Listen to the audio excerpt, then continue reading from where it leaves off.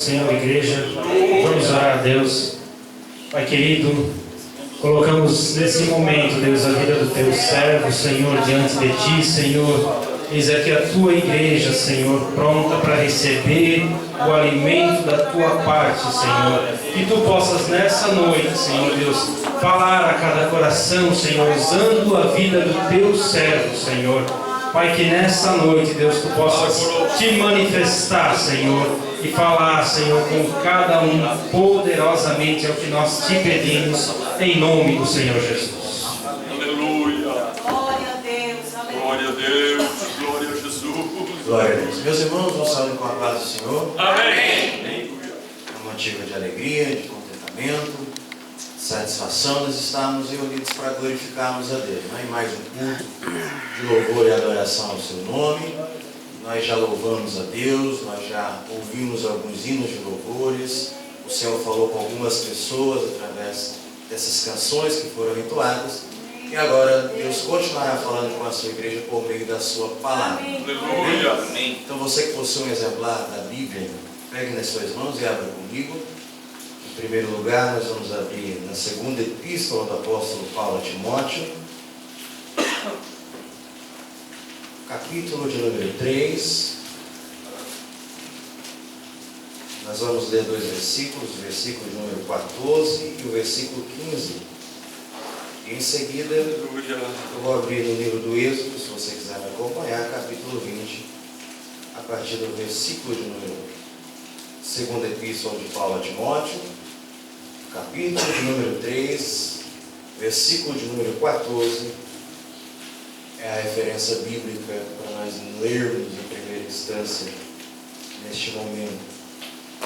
Os que encontraram o texto podem confirmar, dizendo amém. Amém. Amém. Está escrito assim: Tu, porém, permanece naquilo que aprendestes, e de que fosse enterrado, sabendo de que tens o aprendido, e que desde a infância sabes as sagradas letras que podem fazer-te sábio para a salvação, pela fé que há em Cristo Jesus. Aleluia. Livro do Êxodo de Israel, capítulo 20, nós vamos ler alguns versículos da palavra de Deus a partir do verso de número 1, o versículo como queiram, está escrito assim: Então falou Deus todas essas palavras: Eu sou o Senhor teu Deus, que te tirei da terra do Egito, da casa da servidão.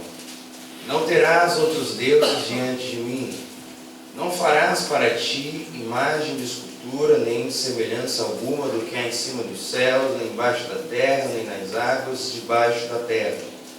Não te encurvarás a elas, nem as servirás, pois eu, o Senhor teu Deus, sou um Deus zeloso, que visita a maldade dos pais, dos filhos, até a terceira e a quarta geração daqueles que me odeiam, mas faço misericordia até 1000 gerações daqueles que me amam e guardam os meus mandamentos. Não tomarás o nome do Senhor teu Deus em vão, nem, pois o Senhor não terá por inocente que tomar o seu nome em vão. Lembra-te do dia de sábado para o santificar, 7 dias trabalharás e farás toda a tua obra, mas ao 7º dia de sábado, o Senhor teu Deus não farás nenhum trabalho, nenhum do teu filho, nem a tua filha, nem o teu escravo, nem a tua escrava, nem teu animal, nem o estrangeiro que está dentro das suas portas, pois em 6 dias fez o Senhor os céus e a terra, o mar e tudo que nele há. Mas ao 7º dia descansou. Por isso abençoou o Senhor o dia de sábado e o santificou. Honra teu pai e tua mãe, para que te prolongues os teus dias na terra, que o Senhor teu Deus te dá. Não matarás, não adulterarás, não furtarás, não dirás falso testemunho, não cobiçarás a casa do teu próximo, não cobiçarás a mulher do teu próximo, nem o seu escravo, nem a sua escrava, nem o seu boi, nem o seu jumento, nem coisa alguma do teu próximo. Amém? Amém. Assente-se então, Aleluia. glorificando e exaltando o nome de Glória a Jesus. Deus, aleluia. Talvez alguns não Glória a Deus. entenderam a necessidade de nós lermos esse texto. Aliás, poderíamos ter lido alguns versículos, mas eu julguei mais interessante nós lermos todo ele para então darmos uma melhor abordagem acerca do assunto que será tratado nesta oportunidade. É um culto de vitória, mas eu peço que os irmãos acompanhem o meu raciocínio essa noite para que venhamos a sair edificados, exortados e consolados pela palavra de Deus. Nós fizemos menção, em primeiro lugar, de um texto da Bíblia que se encontra na segunda epístola do apóstolo Paulo a Timóteo. A última das epístolas escrita por Paulo. Paulo está uma vez mais aprisionado em Roma, na antessala do martírio, e com a consciência de que vivia os seus últimos dias. Tanto que Paulo diz aquelas palavras a Timóteo, que você que já é crente há algum tempo já deve ter ouvido alguém pronunciar. Paulo diz o seguinte a Timóteo: porque eu já estou sendo oferecido por aspersão de sacrifício, e o tempo da minha partida está próximo. Eu combati o bom combate, acabei a carreira e guardei a fé. Desde agora a coroa da justiça me está guardada, a qual o Senhor, o justo juiz, me dará naquele dia, não somente a mim, mas também a todos que amarem a sua vida. Mesmo com a consciência de que vivia os seus últimos dias, Paulo tem esperança de que Timóteo fosse ter com ele antes da sua morte. Mas isso acaba não acontecendo. Então, sabendo Paulo que Timóteo enfrentava algumas adversidades ministeriais, visto que o mesmo era pastor de uma igreja em Éfeso, Paulo instrui Timóteo a perseverar em meio à tribulação, Paulo instrui Timóteo a pregar a palavra, Paulo instrui Timóteo a cumprir seu ministério, enfim, há uma série de exortações que o apóstolo Paulo dá ao seu filho na fé para que ele pudesse estar firme e constante naquilo que Deus o havia chamado. No capítulo 3, a partir do versículo de número 1, Paulo começa a informar Timóteo acerca dos últimos dias. Ele inicia o texto dizendo que os últimos dias seriam dias difíceis, ou dias trabalhosos, onde surgiriam pessoas amantes de si mesmas, presunçosas, avarentas, irreconciliáveis, sem domínio de si, cruéis, sem amor para com os bons, ingratos, profanos, sem afeição natural. Ele dá uma série de características dos indivíduos que surgiriam nos últimos dias, dizendo a Timóteo acerca da postura dos mesmos. E ele, no decorrer do texto, começa a orientar o seu filho na fé, dizendo: tu, porém, permanece naquilo que tu aprendestes, e de que foste inteirado, sabendo que tu sabes as sagradas letras desde a tua infância, que podem fazer de sábio para a salvação pela fé que há em Cristo Jesus. Nós vemos Paulo dizendo a Timóteo, relembrando ele, que ele conhecia a palavra de Deus, visto que a referência das sagradas letras que Paulo está dando a Timóteo trata acerca do Antigo Testamento. O cânon, a coleção de livros do Antigo Testamento já era formada nesse período, e Timóteo havia aprendido a palavra de Deus com a sua avó, com a sua mãe, e então, dentro da proposta bíblica e dentro do conhecimento do Evangelho através de Jesus Cristo, ele tinha toda a orientação para viver de uma maneira coerente, de uma maneira justa, de uma maneira que era antagônica, contrária àquela forma mundana e ímpia, que o mesmo apóstolo Paulo começa a dizer acerca dos indivíduos que surgiriam nos últimos dias. Me reporta o Antigo Testamento, um texto onde lemos e vemos quando Deus chama o povo de Israel, ou melhor dizendo, quando Deus havia tirado o povo de Israel da terra do Egito.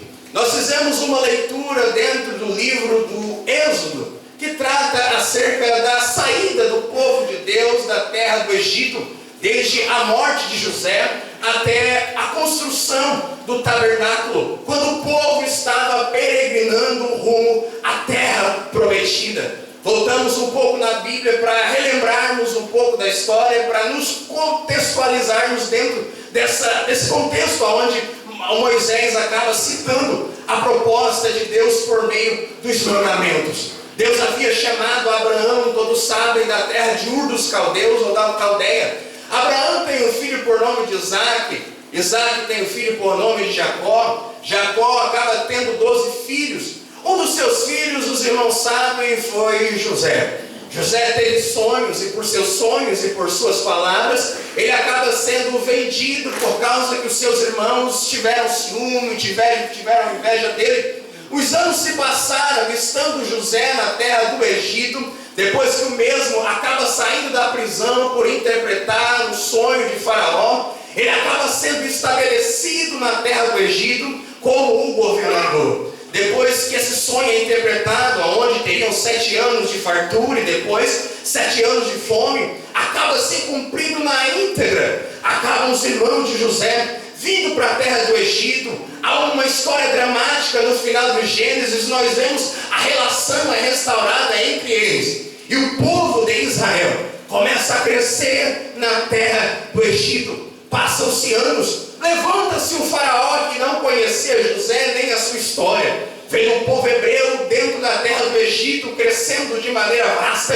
Começa a perseguir e escravizar o povo de Israel. Então o povo acaba passando por perseguição e por sendo escravos, por escravatura no contexto do Egito. Por 430 anos, Deus levanta Moisés, que acaba libertando o povo da terra do Egito. Saem eles peregrinando. O povo está agora entre várias nações politeístas, várias nações que adoravam outros deuses, e havia uma necessidade de Deus estabelecer leis, de Deus estabelecer normativas, de Deus estabelecer diretrizes, de Deus estabelecer instruções para coordenar, para organizar a forma com que o povo deveria se portar. Deus havia tirado o povo do Egito. Deus era o Senhor do povo de Israel. Então, cabia a Deus a autoridade de estabelecer a conduta do povo de acordo com como ele bem queria. Aqui compare os 10 mandamentos ou o decálogo, a lei de Deus, como uma espécie de constituição. O que é isso? A Constituição trata acerca de leis que são estabelecidas dentro de uma nação, dentro de um povo, para que dessa maneira os indivíduos venham se comportar de maneira que a sociedade venha estar dentro de uma forma coesa, coerente e justa. Então Deus estabelece as normativas dentro do livro do Êxodo e dentro do contexto do decálogo ou dos 10 mandamentos. Esses 10 mandamentos, ou a lei de Deus, admite uma tríplice divisão. Podemos falar acerca das leis civis, cerimoniais e as leis morais. As leis civis tratavam acerca da organização social do povo de Deus. As leis cerimoniais tratavam acerca dos ritos litúrgicos que eram utilizados para o povo do Antigo Testamento. Ritos esses que não servem mais ao povo cristão do período da graça ou do Novo Testamento. E também as leis morais de Deus. Se nós observarmos dentro do contexto do decálogo, vamos ver que 9 dos 10 mandamentos estão em total harmonia com a moralidade de Deus. E desta maneira, a moral de Deus não é alterada. A Bíblia nos diz que Deus não muda. Nele não há mudança nem sombra de variação. E se a sua moral não é alterada, a forma moral do seu povo cristão também está de acordo com as suas palavras, também está de acordo com as suas diretrizes, também está de acordo com as suas normativas, também está de acordo com as suas instruções. Cai para nós, Jesus mesmo disse em uma de suas pregações: se vós estiverem em mim e as minhas palavras estiverem em vós, pedireis tudo o que quiseres e vos será concedido. Sabe o que eu entendo? Vendo o apóstolo Paulo orientando Timóteo a permanecer naquilo que havia aprendido, mesmo que os homens tomassem rumos de acordo com o seu coração.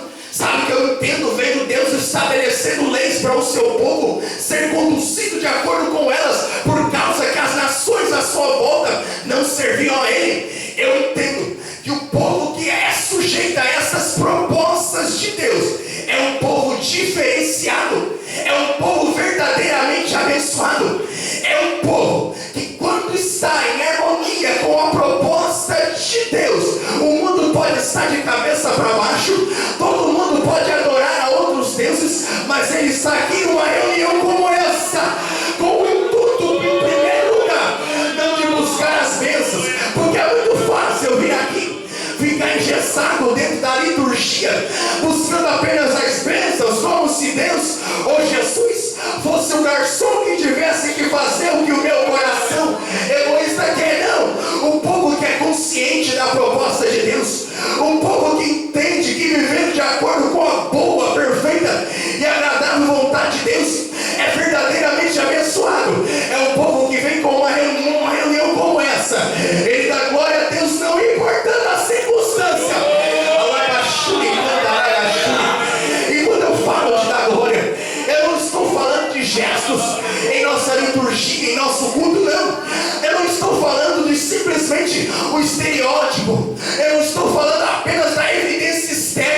Eu estou falando de um coração voltado para render glória a quem tem glória, honra a quem tem honra, louvor a quem tem louvor. A vontade de Deus, ela é boa, perfeita e agradável segundo a Bíblia. A vontade de Deus é nos conformar à imagem de Cristo. A vontade de Deus é que nós venhamos apresentar os nossos corpos como sacrifício vivo, santo e agradável a Deus, que é o nosso culto racional. A nossa vida tem que estar em total disposição de Deus. Você lembra quando Jó esteve sofrendo terríveis chagas? Você lembra quando Jó esteve sofrendo terríveis provações? O diabo havia aparecido diante de Deus, e então acaba dizendo ao Senhor que se pudesse tocar na vida dele, Jó não seria mais fiel a Deus. E nós vemos que quando o diabo toca na vida de Jó, ele ainda permanece fiel, ele ainda permanece nos caminhos. Mas por que é que o diabo quis tocar na vida de Jó? Em lugar, ou melhor dizendo, por que é que o diabo quis tocar na vida de Jó? Nós entendemos que a vida que nós temos nessa terra é apenas uma, é uma só. Não existe outra vida dentro dessa terra. Não existe reencarnação, como o espiritismo de Allan Kardec prega. Não, existe apenas uma vida. Muitas pessoas disponibilizam a vida em tantos prazeres, em tantos sentimentos, em tantas emoções circunstanciais, em tantas situações triviais em que a vida acaba proporcionando. E Deus requer de nós que nós venhamos a entregar a nossa vida. Por quê? Porque a nossa vida é o que nós temos de melhor. E quando nós apresentamos a nossa vida como um sacrifício vivo, santo e agradável a Deus, a vontade dele é instalada em nós, e nós temos verdadeira paz, verdadeiro significado de vida, plenitude de vida e de existência.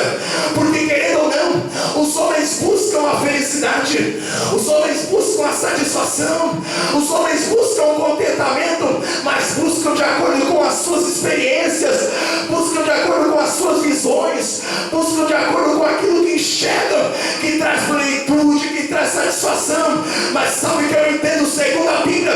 O que traz plenitude, satisfação, alegria, regocijo, felicidade de verdade é o estar em submissão à palavra do Altíssimo. Aqueles que não têm prazer na lei de Deus é porque não conhecem a Ele. Porque quem anda com Ele, quem caminha com Ele, quem vive com Ele, tem prazer de obedecer. É pecador, falha todos os dias, erra todos os dias, transgride todos os dias, mas batalha, luta, caminha firme e constante para viver a vontade de Deus. Não para que Deus venha fazer o que Ele quer, mas para estar debaixo da soberania do Altíssimo. E consequentemente, o que você precisa, o poderoso estende a mão para favorecer a sua existência. Levante as suas mãos e fique agradecida por alguns segundos. Se você atentar para a palavra do Altíssimo, se submeter à sua orientação, você viverá o melhor de Deus na sua vida. Terá paz na tua casa, terá paz no teu lar. As portas fechadas Ele abre ao seu tempo. Se Ele não abre agora, você dá glória, porque a sua satisfação está nele, e Deus estará com você todos os dias até a consumação dos séculos. Quem crê, levanta o mais alto que você puder, dê um grito de glória para adorar.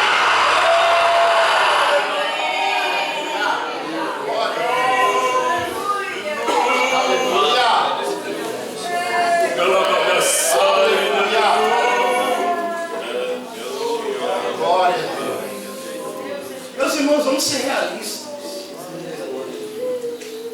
Quais são as nossas reais motivações em um culto como esse? É só buscar os presentes de Deus ou Deus os presentes?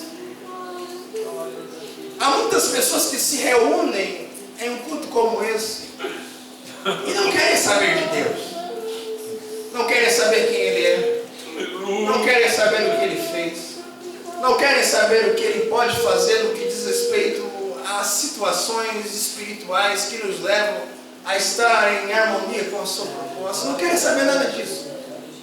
Eu quero ser apenas imediatista. Eu aqui, eu agora, eu já.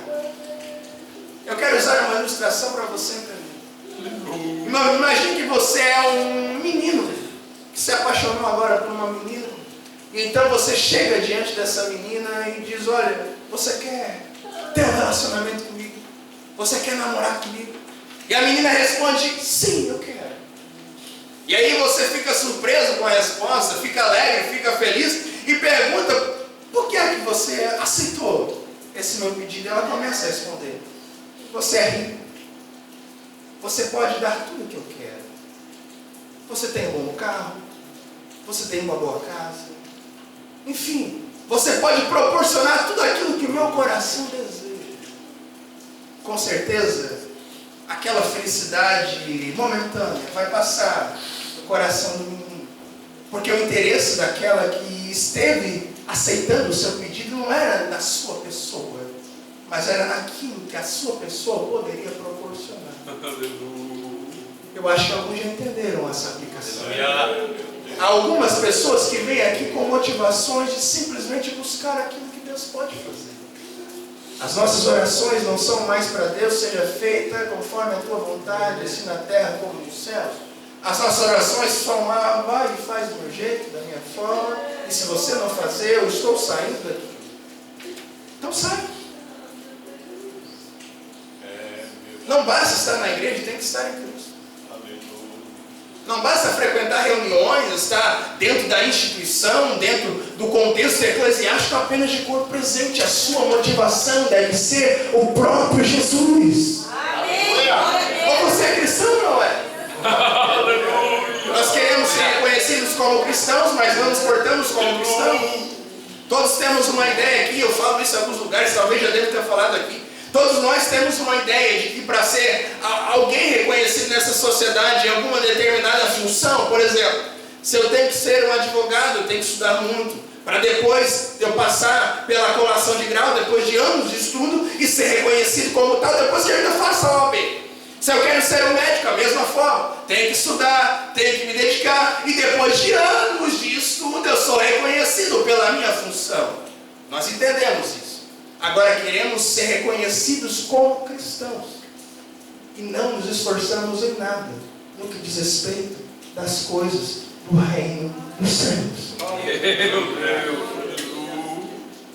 Há algumas exigências, algumas formas de Deus tratar que Ele trabalha com o seu povo. Deus é um ser que está sempre querendo nos favorecer, que está sempre querendo nos abençoar, que está sempre querendo nos fazermos felizes. Não que o objetivo primário de Deus seja esse, o objetivo dele é a sua própria glória. Porém, quando nós glorificamos a Deus, nos satisfazendo neles, nós somos felizes. Só que Deus é um ser que trabalha de acordo com a sua própria natureza. Eu quero explicar isso e quero usar uma história bíblica para nós entendermos. Alguns decretos, algumas situações que Deus já estabeleceu de antemão, de acordo com o conselho da sua própria vontade. Porém, para que essas coisas possam acontecer, Deus também estabeleceu os meios para que essas coisas ocorram. Deus é um ser que é perfeito. Por ser perfeito não precisa e nem pode melhorar, nem tampouco piorar. Trabalha de acordo com a lei do seu ser e Ele é perfeito em todos os seus atributos. Posso citar alguns dos atributos de Deus. Deus é um ser que é amor. Deus é um ser que é bondade. Deus é um ser que é misericórdia. Deus também é um ser que é justiça. Deus também é um ser que é juízo. Eu me reporto a uma história bíblica que você pode lembrar, ou se não lembra, relembre agora, ou se nunca ouviu, ouça pela primeira vez. É a história de um rei por nome de Ezequias. Ezequias foi um homem que muito tempo da sua vida foi fiel a Deus, esteve com Deus, foi sujeito à sua orientação e dessa maneira cresceu. Deus o abençoou, Deus o prosperou. Porém, no fim da sua vida, diz-nos a Bíblia Sagrada, não no fim, mas no período da sua vida, que o coração de Ezequias acaba se ensoberbecendo. A soberba de Ezequias chega ao céu, chega diante de Deus. Então, Deus manda o profeta Isaías ir até ele e dizer que ele morreria e não viveria. depois que o profeta sai de ter entregado a profecia, a palavra e a orientação ou a exortação de Deus para o rei, diz-nos a Bíblia Sagrada que o rei se humilha. Diz-nos a Bíblia Sagrada que o rei começa a chorar diante de Deus e a dizer: lembra do período que eu era fiel, e começa a orar e começa a buscar. E então Deus manda o profeta voltar e acrescentar 15 anos de vida a Ezequias. A Bíblia Sagrada nos mostra que Deus é um ser que é imutável. Deus não muda. Nele não há sombra de variação e não há mudança. Mas o que é que aconteceu, irmão Lucas, nessa passagem que nós vemos que aparentemente Deus mudou? Vou explicar. A Bíblia Sagrada é revelada ao homem em uma linguagem antropomórfica. O que é isso? Antropo fala de homem, mórfica fala de forma. Ou seja, Deus se adapta à linguagem de expressão humana para que o homem venha a entender a sua palavra. Deus, em sua plenitude, essência, transcendência, é um ser incompreensível. Então ele se adapta à forma humana para que o homem venha entender. Algumas passagens da Bíblia estão associadas ou expostas em categorias humanas para que o homem venha entender. Então nós vemos o trabalhar de Deus mudando. Nós vemos a forma de Deus se alterando, sim, mas Deus não muda. Por quê? Deus, em primeiro lugar, iria estabelecer o juízo sobre a vida do rei que estava em pecado. Deus é um ser que é misericórdia, bondade e, enfim, amor, mas ao mesmo tempo é justiça e juízo. O juízo de Deus estava sobre a vida de Ezequias por causa do seu pecado. Deus não muda. O homem seria condenado pelo seu pecado, só que o homem mudou. A forma de o homem se portar diante de Deus foi alterada. Então, quando o homem muda a rota, Deus não pode ser injusto. Ele não pode aplicar juízo sobre alguém que está arrependido do seu pecado. E da forma que o homem alterou a sua procedência, o trabalhar de Deus também altera.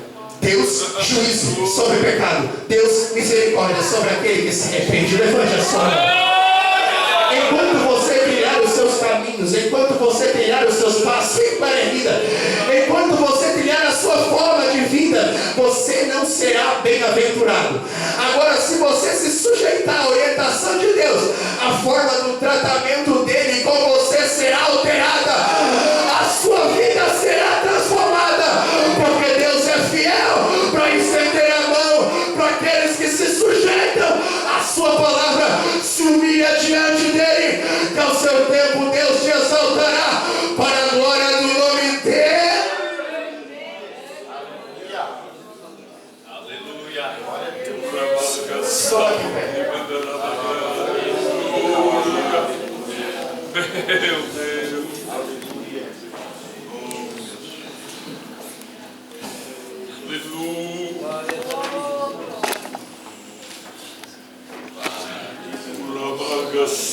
Motivações corretas.